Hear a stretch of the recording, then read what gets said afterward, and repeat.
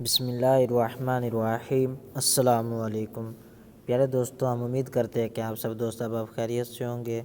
دوستو، اگر آپ ہمارے اس چینل پر نئے ہیں تو اسے لازمی سبسکرائب کر لیجئے اور گھنٹی کے بٹن پر دبا کر آل نوٹیفیکیشن پر کلک کر لیجئے۔ دوستو، ہم آتے ہیں اب اپنے موضوع کی طرف۔